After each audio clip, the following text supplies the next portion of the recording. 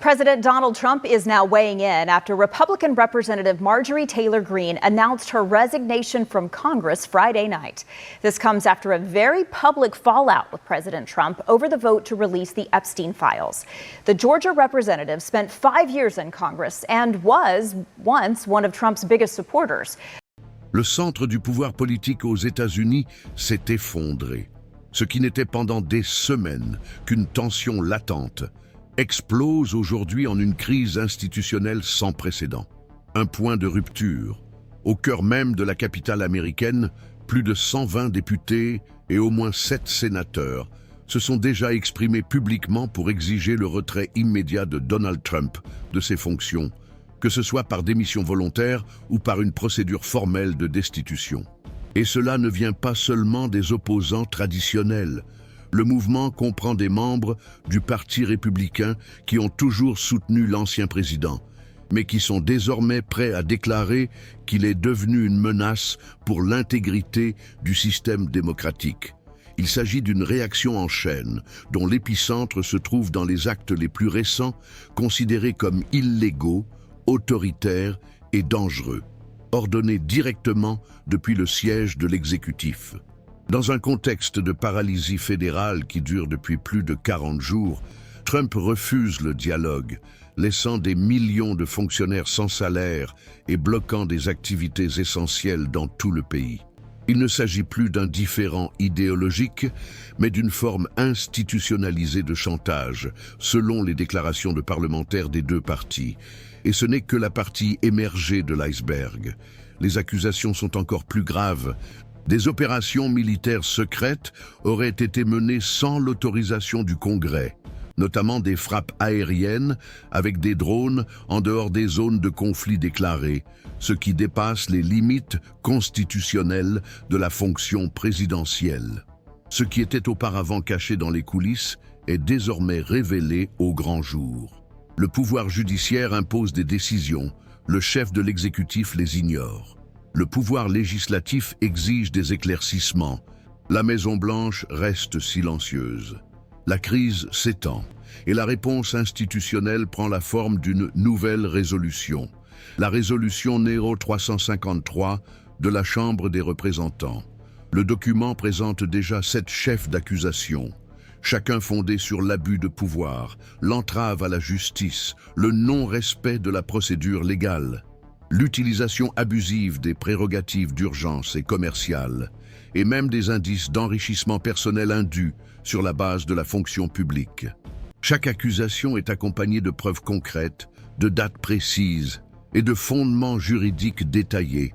Il ne s'agit pas d'un discours rhétorique, il s'agit d'une procédure judiciaire solide, susceptible de redéfinir les contours de la fonction présidentielle pour les décennies à venir.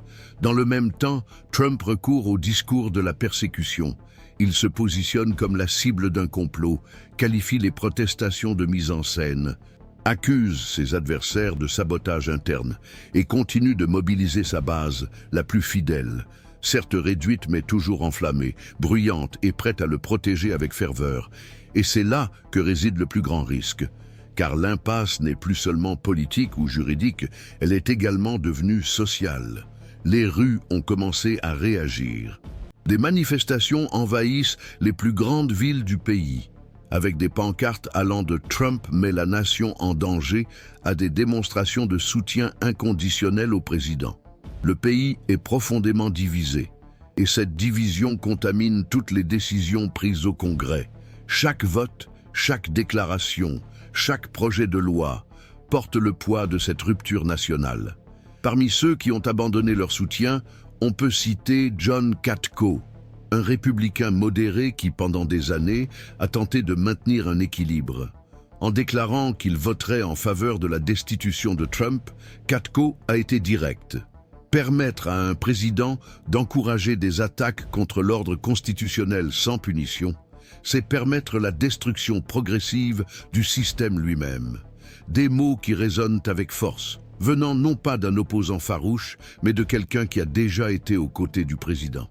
Lorsque les alliés commencent à reculer, c'est le signe que la structure est compromise. Le débat sur le 25e amendement à la Constitution s'intensifie également. La possibilité que le vice-président et la majorité du cabinet déclarent Trump inapte à exercer la présidence, bien que jamais appliquée auparavant, est désormais discutée comme une alternative viable. Cela révèle le degré d'épuisement institutionnel. On en est arrivé à un point où toutes les issues sont risquées, mais le maintien du scénario actuel semble être la plus grave d'entre elles. Pendant ce temps, Trump maintient son attitude de défi et de déni. Dans ses dernières déclarations publiques, il se présente comme résistant, irremplaçable, invulnérable. Il se moque des accusations, il ignore le chaos et il exige encore plus d'autorité. Il veut plus de contrôle, plus de pouvoir, plus d'influence, mais plus il serre la vis, plus il rencontre de résistance. Les gouverneurs de plusieurs États, les médias nationaux, ses anciens partisans, tous vont dans le même sens. Il a dépassé toutes les limites acceptables pour un leader démocratique. Et si rien n'est fait de toute urgence, le coup pour les institutions sera définitif. Les démocrates, bien qu'ils dirigent la Chambre, évaluent encore les risques d'une nouvelle procédure de destitution. Après tout, Trump a survécu à 2 tentatives précédentes, et dans les 2 cas, il s'est renforcé politiquement en se déclarant victime d'une persécution idéologique. La crainte de voir ce cycle se répéter est bien réelle. Cependant, le contexte actuel est plus grave. Le poids des nouvelles accusations, l'épuisement de la population et la crainte qu'une escalade autoritaire ne se transforme en effondrement civil poussent même les plus prudents à envisager une réponse ferme. Même si le Sénat n'approuve pas la destitution, même si Trump refuse de démissionner, même si le 25e amendement n'est jamais appliqué, le simple fait que ces mesures soient sur la table révèle déjà l'état de faillite institutionnelle auquel le pays est confronté. La grande question est maintenant de savoir combien de temps il reste avant que cette faillite ne devienne irréversible. Si vous êtes arrivé jusqu'ici, vous avez déjà compris qu'il n'existe pas de scénario préétabli pour ce qui nous attend. Mais une chose est sûre, les prochains jours vont déterminer l'orientation de la politique aux États-Unis pour les générations à venir. Et vous avez le droit de le savoir, sans maquillage, sans manipulation, sans filtre. Si ce contenu vous semble pertinent, n'hésitez pas à vous abonner à la chaîne, à laisser un « j'aime » et à partager cette vidéo avec ceux qui ont besoin de comprendre la gravité de la situation actuelle. Nous continuons ici à exposer ce que beaucoup tentent de cacher. Alors que l'étau politique se resserre autour de la présidence, les coulisses du pouvoir à Washington se transforment en champ de mine. Il ne s'agit plus seulement d'affrontements partisans. Ce qui se déroule actuellement, c'est une rupture interne au cœur du Parti républicain. Une bataille silencieuse, où les parlementaires commencent à comprendre que le silence peut être synonyme de complicité dans la destruction des structures démocratiques. La distance entre Trump et les ailes plus modérées de la droite révèle une scission qui était jusqu'alors dissimulée par des considérations politiques. Les alliances fragiles, les échanges de faveurs et les omissions stratégiques ont désormais un prix. Pour de nombreux membres du Congrès, l'illusion d'une normalité institutionnelle ne tient plus face aux abus accumulés, affronts aux décisions de la justice, manipulation des décrets d'urgence, non-respect des normes constitutionnelles et tentatives récurrentes d'exercer le pouvoir de manière autoritaire. Dans ce contexte chaotique, toute prise de position, y compris l'inertie, a désormais des conséquences historiques. Certains considèrent qu'une nouvelle procédure de destitution ne servirait qu'à envoyer un signal politique. Mais d'autres mettent en garde permettre à un président de terminer son mandat après des violations aussi graves reviendrait à légitimer l'impunité au plus haut niveau de l'administration. Ce serait un message dangereux, celui que le système est incapable de se défendre contre des dirigeants qui mettent la démocratie en danger. Et cette crainte commence à se faire entendre en dehors des couloirs du Congrès. Les médias internationaux sont attentifs, les médias européens, les chroniqueurs canadiens, les commentateurs sud-américains regardent l'effondrement américain avec un mélange de perplexité et de prévisibilité. Certains avaient prédit que le populisme démesuré finirait par se retourner contre l'ordre qui l'avait permis. Mais la rapidité avec laquelle cela se produit en 2025 surprend même les plus sceptiques. À l'intérieur du pays, les protestations prennent de l'ampleur. Des fonctionnaires fédéraux non rémunérés occupent les rues dans des centres urbains stratégiques. Des organisations sociales s'articulent pour exiger des comptes. Des associations juridiques intensifient leurs demandes d'enquête rigoureuses. Et sur les plateformes numériques, la polarisation atteint des niveaux extrêmes. D'un côté, les fidèles partisans de Trump maintiennent un discours enflammé de loyauté, convaincus que tout cela fait partie d'un complot. De l'autre, des citoyens révoltés font pression sur le Congrès pour qu'il respecte la Constitution. On a le sentiment que le cycle touche à sa fin, et chaque nouvelle dénonciation renforce ce sentiment.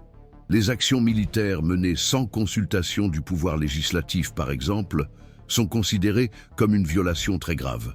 Il ne s'agit pas seulement d'un dirigeant agissant avec une autonomie excessive, il s'agit de risques réels pour la vie des militaires, la stabilité diplomatique et les relations internationales du pays, affectés par des décisions unilatérales, prises sans consultation ni transparence.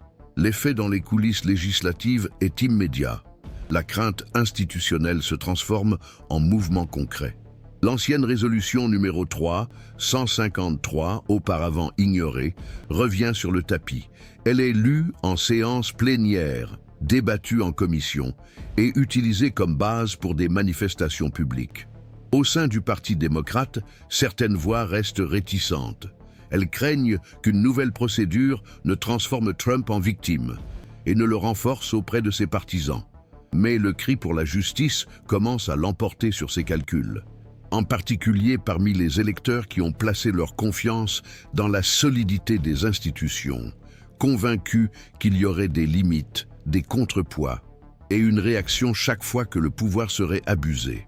Aujourd'hui, ils exigent de la cohérence. L'amendement numéro 25 revient également à l'ordre du jour, même si son application est complexe et dépend de membres nommés par le président lui-même. Le simple fait qu'il soit en discussion révèle le niveau d'insoutenabilité perçu. Malgré cela, Trump ne recule pas. Au contraire, il adopte un discours encore plus agressif. Il réaffirme qu'il est persécuté par un système corrompu. Bien qu'il soit à la tête de ce même système, il attaque les médias, les magistrats, les législateurs, les gouverneurs. Il crée un climat de confrontation généralisée. Et dans cet environnement inflammable, toute erreur peut déclencher un véritable effondrement. De nombreux analystes avertissent que nous n'avons jamais été aussi proches d'une rupture institutionnelle concrète, car nous avons affaire à un président qui a déjà montré qu'il était prêt à saboter les règles du jeu pour éviter toute défaite, et à un pouvoir législatif qui hésite encore entre la confrontation directe et l'apaisement, même s'il sait que le temps de la diplomatie est peut-être déjà révolu.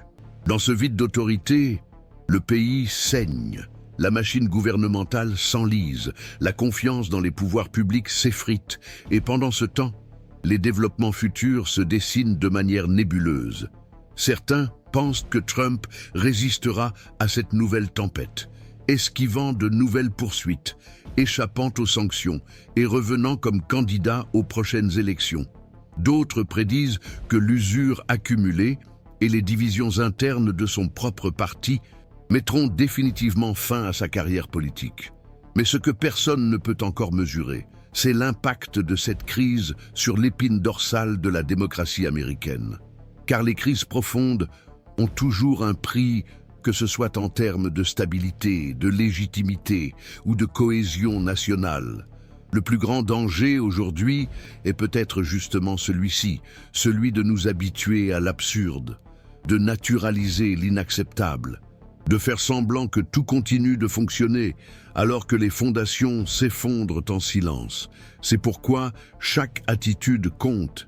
Chaque déclaration d'un parlementaire, chaque lettre publique d'un expert, chaque manifestation populaire, chaque vote en séance plénière, nous vivons un moment décisif et le monde entier observe attentivement comment les États-Unis réagiront à ce carrefour.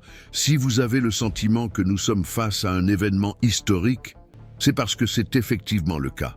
Et la seule façon de traverser cette épreuve avec discernement est de disposer d'informations honnêtes. Restez avec nous, partagez ce contenu avec ceux qui ont besoin de comprendre ce qui se passe réellement et donnez votre avis dans les commentaires. Votre voix peut inciter d'autres personnes à se lever à leur tour, alors que la structure institutionnelle du pays s'effondre sous les yeux de la population mondiale. Ce qui se passe dans les coulisses du pouvoir est une véritable course à la survie politique. Chaque membre du Congrès, jour après jour, évalue s'il doit ou non rester aux côtés de Donald Trump. Et ce jugement n'est plus motivé par des idéologies ou la loyauté envers un parti. Il s'agit désormais d'une équation de risque. Le risque d'être rappelé par l'histoire comme complice d'un effondrement, le risque de perdre des électeurs, le risque d'être emporté par une tempête qui ne montre aucun signe de recul. Le Parti républicain, autrefois blindé, commence à goûter aux effets de l'érosion interne. D'un côté, ceux qui continuent à défendre Trump bec et ongles, proclamant que tout cela n'est qu'un complot. De l'autre, ceux qui se réfèrent enfin à la Constitution et se rendent compte que rester silencieux revient à trahir la République. Le moment de la rupture approche. Et plus il se rapproche, plus les discours s'enflamment, plus les fuites sont constantes, plus les mouvements sont chaotiques, les tentatives visant à contenir les dénonciations n'ont plus d'effet. L'argument selon lequel tout cela n'est qu'une querelle politique a perdu toute crédibilité. Car les faits s'imposent. La fermeture du gouvernement, qui dure depuis plusieurs semaines, n'est plus une stratégie, elle est le reflet de l'échec total de la gestion. Des millions de fonctionnaires sans revenus, des familles en état d'alerte, des services essentiels gelés. Tout cela au nom d'une intransigeance personnelle, ajoutée aux innombrables épisodes d'abus d'autorité déjà prouvés. Ce scénario dessine ce que les constitutionnalistes qualifient de faillite fonctionnelle du pouvoir exécutif.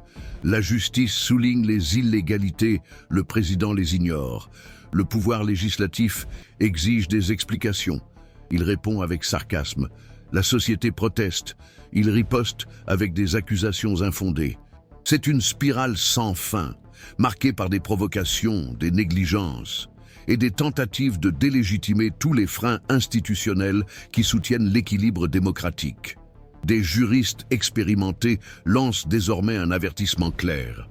Même un bref maintien de Trump au pouvoir peut représenter une menace concrète pour l'intégrité constitutionnelle du pays. Non seulement par ses actions directes, mais aussi par les effets collatéraux de son comportement. La montée du radicalisme, alimentée par la désinformation à grande échelle, s'accentue chaque jour. Et le plus inquiétant est qu'une grande partie de la population ne partage plus la même base de réalité. Pour des millions de personnes, la parole du président a plus de poids que les décisions judiciaires, plus de poids que les documents, plus de poids que les faits eux-mêmes. Ce type de dissonance est un terrain fertile pour la consolidation de régimes autoritaires. C'est ce qui se profile à l'horizon, lentement mais dangereusement. Lorsque la vérité est traitée comme une question d'opinion, la démocratie perd son repère. Et c'est cette étincelle que les parlementaires tentent de préserver. Il ne s'agit plus d'une question de gouvernance, c'est une lutte désespérée pour préserver la santé politique au milieu du chaos. Les issues possibles sont rares. La procédure de destitution, bien que soutenue par un cadre juridique solide, se heurte à la résistance d'un Sénat qui n'a pas encore rompu avec Trump. L'application du 25e amendement exigerait un acte d'insurrection au sein même du cabinet, ce qui est peu probable. Et l'idée d'une démission est pratiquement inexistante, car l'image publique de Trump a été façonnée par des fanfaronnades, un défi à l'humiliation et un mépris pour tout signe de fragilité. Que reste-t-il? La mobilisation populaire, une pression constante, une dénonciation ininterrompue, le poids de l'opinion publique canalisé à tous les niveaux. L'histoire est en marche. Et même si Trump parvient à tenir jusqu'à la fin de son mandat, les dégâts politiques seront inévitables. Ce qui restera de son passage au pouvoir, c'est un héritage de destruction institutionnelle, de division sociale et de scandales incessants. Et ces effets ne se limiteront pas à un seul parti. Ils éroderont la confiance de la population, dans les urnes, dans la loi, dans les représentants élus. Et plus cette érosion progressera, plus il sera difficile de reconstruire. Nous entrons dans une période décisive. Ce qui est débattu au Congrès, jugé dans les tribunaux, discuté dans les rues et diffusé sur les réseaux sociaux, constituera la base de tout ce qui est à venir. La génération de 2026 considérera ce moment comme un tournant, le moment où la nation a eu l'occasion de corriger le cap ou de se perdre complètement.